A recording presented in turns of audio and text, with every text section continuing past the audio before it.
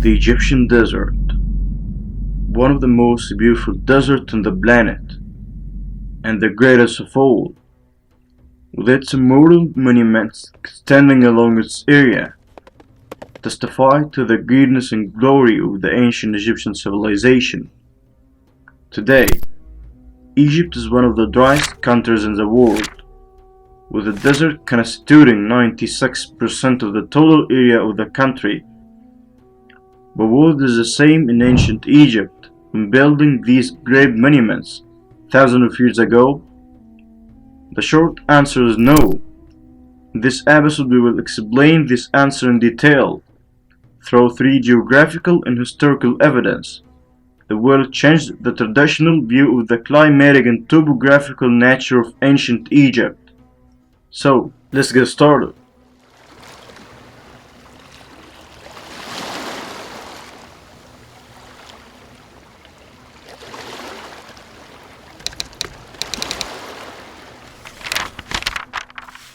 When looking at the geographical map of Egypt today, we can find that the Nile River is divided in its delta in the north of the country into only two branches, the branches of Damietta and Rosetta.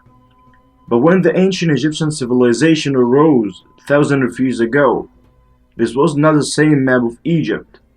The Nile River was divided into 7 main branches, not only 2, as when examining historical records such as by Ptolemy, we find the 7 ancient branches of the Nile Delta as follows: the Belusic, the Tannitic, the Mendigian, the Vatanitic, the Sebennetic, the Belbetine, the Canobic. Currently, all but the 2 have disappeared due to soil erosion and flood control methods that have been used for hundreds of years. But at that time, these branches made northern Egypt, which is currently arid with the exception of the Delta region, made it a huge green garden.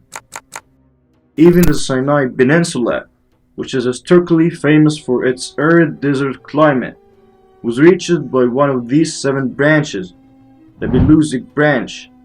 The Greek historian and geographer Strabo described in his book Geographica or Geography the abundance of the extension of the Nile in northern Egypt, saying, beginning with the first bars of the delta, many branches of the river have been split off throughout the whole island, and have formed many streams and islands, so that the whole delta has become navigable. And in describing Egypt during the flood season, Strabo says, at the rising of the Nile, the whole country is under water and becomes a lake, except the settlements, and these are situated on natural hills or on artificial mounds, and contain cities of considerable size and villages, which, when viewed from afar, resemble islands. And as a result of the abundance of fresh water and fertile lands in northern Egypt, because of them, many mega cities were built on the banks of these 7 branches, which numbered 33 cities, some of which were capitals of ancient Egypt in certain historical periods. And among these cities was the city of Canobus, which was located on the Mediterranean Sea at the mouth of the Canobic Branch. The city was the principal port in Egypt before the foundation of Alexandria, and one of the most important centers of world trade at this time. From the foregoing, we conclude that the most of the area which is known today as the Egyptian desert in northern Egypt was green at that time, due to the 7 hands of the Nile extending inside the region, which provided it with life. But the abundance of the Nile, the increase in its supplies, and the extent of its spread at that time were not due to the natural factors only.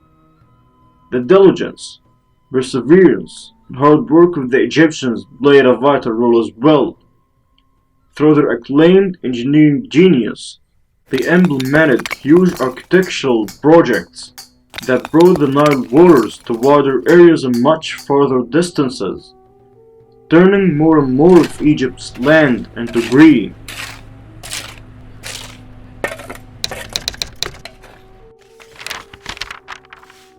Pharaoh Senusert III, the most powerful pharaoh of the Egyptian 12th dynasty, and one of the greatest pharaohs of the Egyptian Middle Kingdom.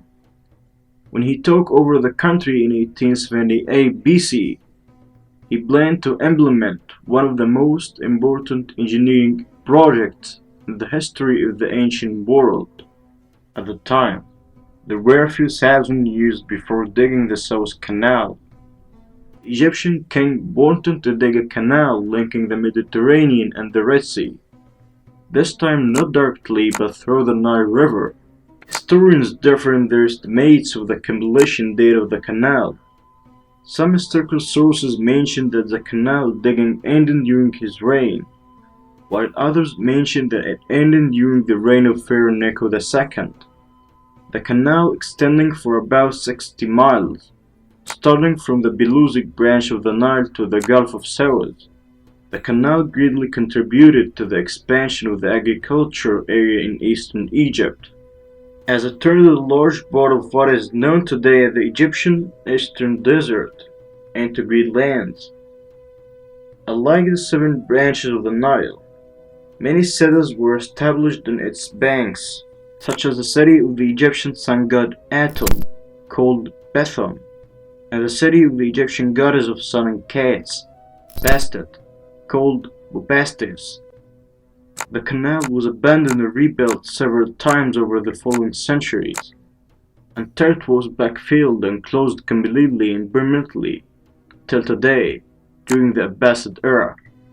After his death, his son Amenemhat III took the throne, and in western Egypt this time, the new pharaoh decided to implement another huge construction project, which completely changed the geographical map of western Egypt, as he dug a canal linking the Nile River with the Fayum depression, which was largely barren at the time. The canal was called Mirwar, which means the Great Canal. Today it's called Bahr Yusuf. The canal led to filling the Fayum depression with Nile water, creating Lake Moeris, which was a huge lake with an area of 1,700 square kilometers. A dam was built at the end of Bahr Yusuf at the entrance to Lake Moeris to regulate the water supply, known as the Lahoun Dam, which is still in use today. The creation of Lake Moeris led to the fact that Fayum, which was a desert before, became one of the most fertile parts of Egypt, as huge areas of land that exceeded 150,000 acres were reclaimed and converted into green agricultural land, and huge cities were built on the banks of the lake, such as City of Crocodiles, the city of the Egyptian water god Sobek, which was called the City of Crocodiles due to the spread of river crocodiles in the region. The city is believed to have been the capital of Egypt during the 12th dynasty. Today, Lake Moeris has largely dried up and its area has shrunk to nearly 200 square kilometers, and it has become a smaller saltwater lake called Birkat Qarun. In addition to the natural factor that contributed to the increase in the abundance of the Nile, and the hard work of the Egyptians, which led to the increase of the area of its spread, there was another factor of great importance in creating the green nature of ancient Egypt, which inspired the Egyptians to combat the desert and spread greenness throughout the country, with sincere faith and firm determination. It's the ancient Egyptian religion.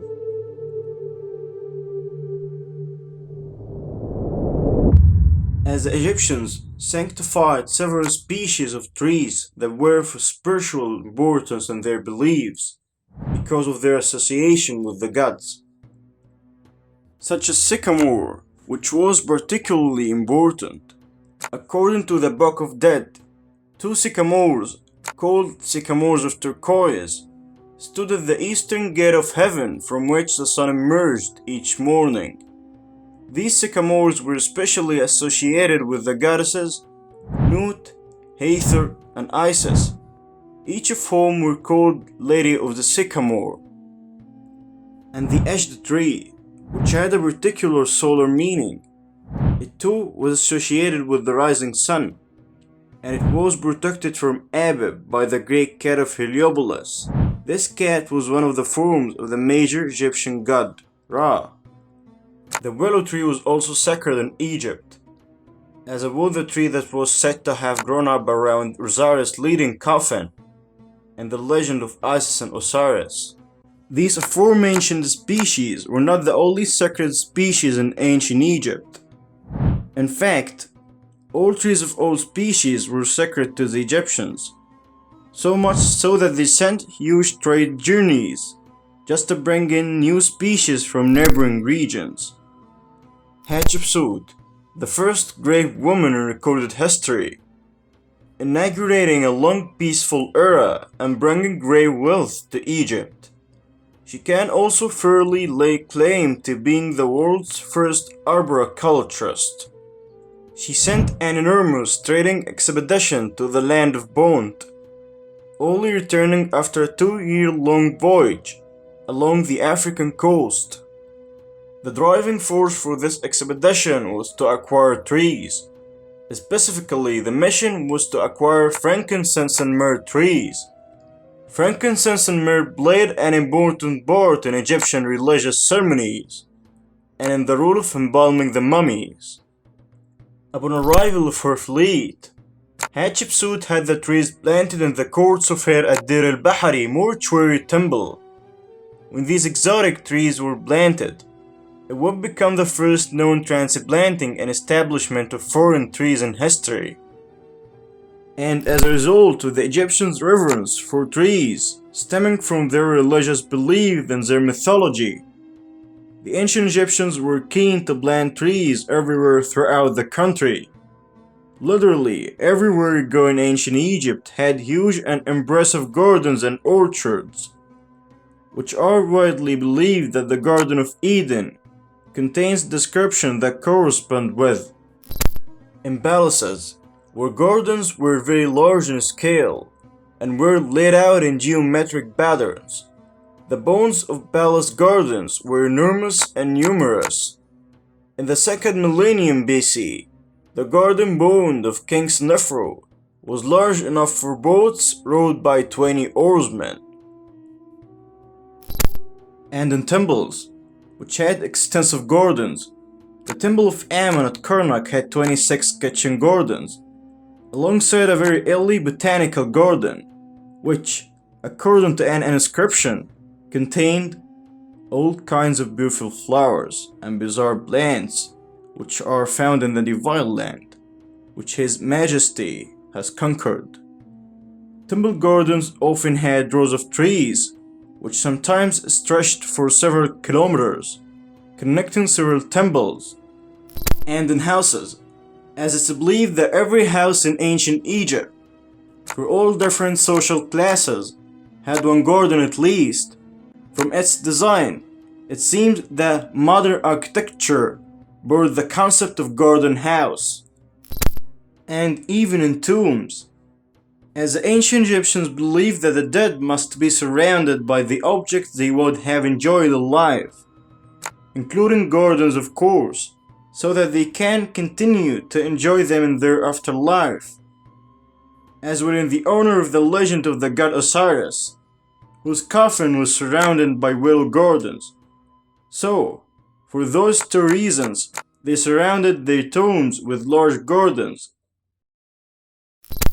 From all the aforementioned, we can be sure that the nature of ancient Egypt was actually very different from the prevailing stereotype.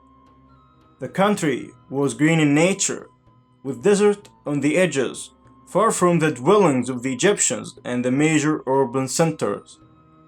Unlike what is often portrayed in cinema, drama, and media, which we hope may change after this explainer.